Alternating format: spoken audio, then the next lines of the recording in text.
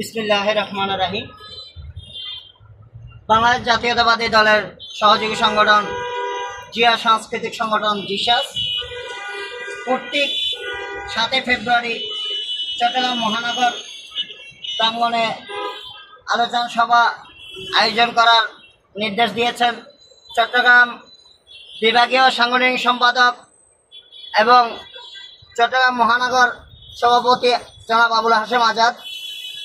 এবং আজকের আলোচনা সবাই যারা উপস্থিত আছেন আমার সম্মানিত ভাই ও বন্ধুগণ,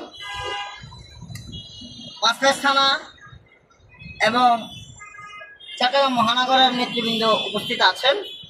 সকলের নাম তো এখন বলতে পারছি না, তবে নাম আমার বড় ভাই মহিউদ্দিন ভাই বলেছেন। তবু আমি সৌজন্যমূলক বক্তৃতার মাধ্যমে নাম না বললে হয় না।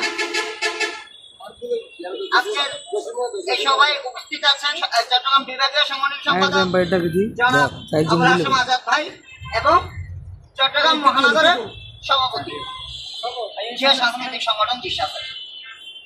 এর মাঝে উপস্থিত আছেন চট্টগ্রাম মহানগরের সিনিয়র যুগ্ম সম্পাদক জনাব মহিউদ্দিন চৌধুরী ভাই। আর উপস্থিত আছেন চট্টগ্রাম মহানগরের সহসভাপতি আবু জাফর ভাই। আর উপস্থিত আছেন পাঁচলাইশ থানার সিনিয়র সহসভাপতি আব্বাস কোম্পানি। উপস্থিত আছেন পাঁচলাইশ থানার সাধারণ সম্পাদক মোর্শেদ খান ভাই। উপস্থিত আছেন পাঁচলাইশ থানার সহসভাপতি আবু তাইব টুনু ভাই। উপস্থিত আছেন পাঁচলাইশ থানার ক্রিয়া সম্পাদক জিয়াউদ্দিন জিয়া। উপস্থিত আছেন পাঁচলাইশ থানার সাংস্কৃতিক সম্পাদক সাইদ ভাই। উপস্থিত আছেন পাঁচলাইশ থানার সদস্যবৃন্দ আমার বড় ভাই শওকত ভাই। উপস্থিত আছেন পাঁচলাইশ থানার জসিমউদ্দিন। উপস্থিত আছেন পাঁচলাইশ সদস্য জসিম। উপস্থিত আছেন আরেকটা কথা বলিনি, আরেকটি পরিচয় না দিলে নয়, মহানগর জিয়া সাংস্কৃতিক সংগঠনের যুগ্ম সম্পাদক মোহাম্মদ ইফতি উপস্থিত আছেন এবং সোহেল সহ মোহাম্মদ বাবু উপস্থিত আছেন।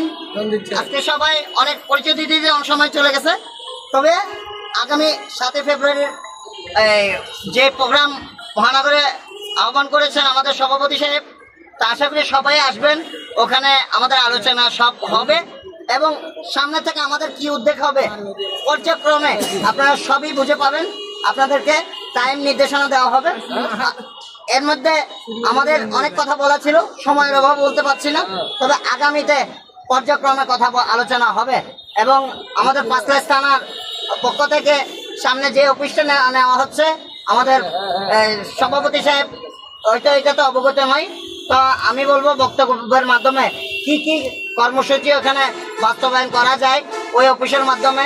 আমাদের আব্বাস ভাই যে উদ্যোগ নিয়েছে, সোনু ভাই যে উদ্যোগ নিয়েছে এবং মোর্শেদ ভাই যে উদ্যোগ নিয়েছে, আমি তো সাধুবাদ জানাই এই উদ্যোগটাকে। এবং আগামীতে আমাদের জিয়া সাংস্কৃতিক সংগঠন আরো গতিশীল হওয়ার জন্য যে পর্যায়ক্রম ওনারা হাতে নিয়েছে, আশা করি আল্লাহর রহমতে পর্যায়ক্রম সঠিকভাবে সফল হবে। এই বলে আমার বক্তব্য শেষ করলাম। আসসালামু আলাইকুম ওয়া রাহমাতুল্লাহি ওয়া বারাকাতুহু।